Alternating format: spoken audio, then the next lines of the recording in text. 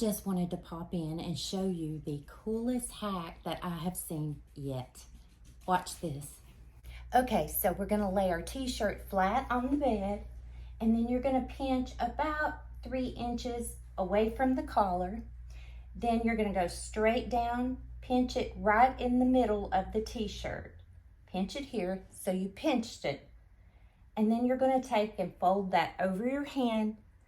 And once you get there, once you meet that mark, you're gonna pinch it, fold it. Look at this. And then you just fold this one over. And voila. Look. Just had to share that with y'all. Once you get the hang of it, it is so easy to do. And I'm gonna show you how I usually fold my t-shirts.